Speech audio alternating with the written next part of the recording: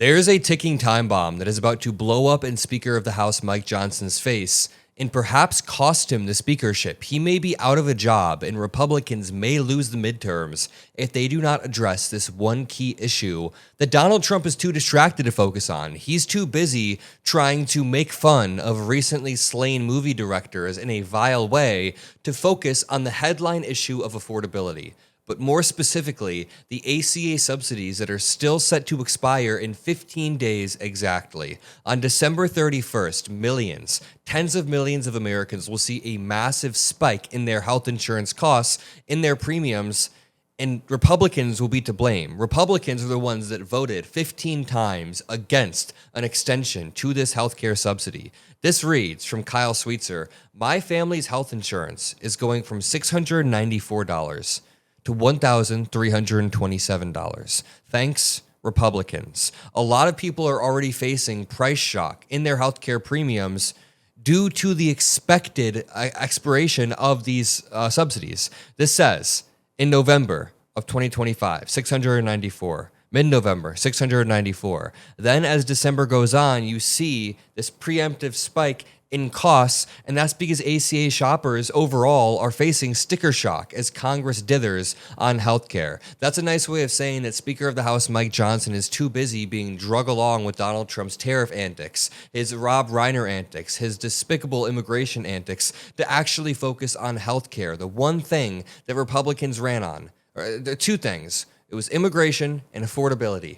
They have botched the immigration part, and the affordability part is even worse. Let's go back to a few days ago when Speaker of the House Mike Johnson was running away and moaning about having to answer for Trump's previous deranged rant on shithole countries. Take a listen. Immigration, you referred to countries like Somalia as shithole countries. I wonder if you're okay with that kind of language. Look, I'm baited every day with asking to be asked to comment about what the president or other members say. He's the president of the United States. Don't you have an opinion on that? Mike Johnson said, "I'm baited every day being asked about what the president's saying." And Manu Raju says, dude, it's the president of the United States. Isn't that important?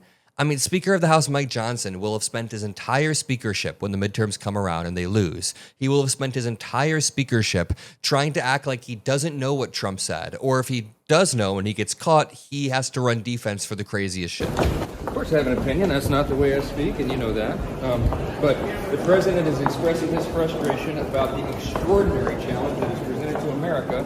We have people coming in, not assimilating, and trying to take over the country. We had illegal aliens, like 20 million of them, for 4 years of life. It's a crisis for the country. The president wasn't expressing extraordinary frustration or whatever the hell. He was talking about shithole countries, making fun of Ilhan Omar's hijab, making fun of other people for their ethnicity. Speaker of the House Mike Johnson then again had to run away when the Rob Reiner news came out. So, as Aaron Rupar says, this is one of the most psychotic things Trump has ever posted, and it's him saying that Rob Reiner, died of incurable Trump derangement syndrome. Jacob Peters says, "You won't believe how much Speaker Mike Johnson hasn't seen this post and never will." That was very prescient because the next day, Manu Raju once again is listening to Speaker of the House Mike Johnson.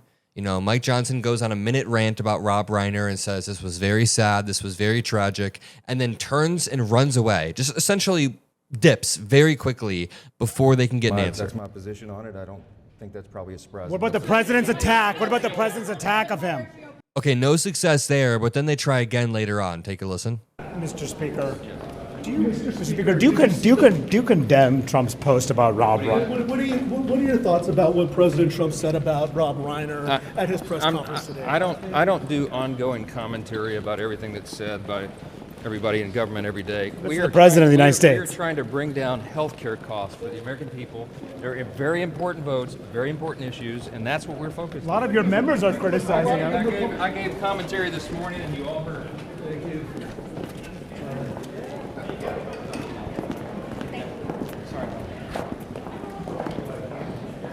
Something about this is so incredibly humiliating. It's like a repeated humiliation ritual. You guys realize that I played two clips from different days, from different weeks, where Manu Raju and Mike Johnson are playing the same game. Manu Raju goes, "Hey, The president of the United States just said some insane shit. Can you provide some moral clarity and denounce this? And Mike Johnson goes, no, I haven't heard of it. Then Manu Raja goes, no, I'm telling you what he said. Can you do this? And Mike Johnson goes, I don't defend and do commentary on every single thing the president says. Dude, maybe you should. There is a ticking time bomb that is about to blow up in your face and lose you your job, Speaker of the House Mike Johnson. The fact that you can't even provide any moral clarity on these statements or redirect Trump's energy into a more affordability-focused plan shows that you are not equipped to be the speaker, that you should lose your job, and that you don't care about the people you represent in Louisiana or Americans broadly. When I go back to this original sticker shock of Kyle Sweetzer's family's health insurance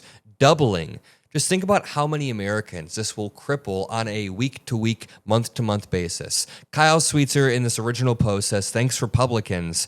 And the reality is, it is solely Republicans who 15 times voted no. For a sort of personal anecdote, I have a friend whose mom is reliant on the Affordable Care Act subsidies to get by month-to-month with affordable prices for her health care.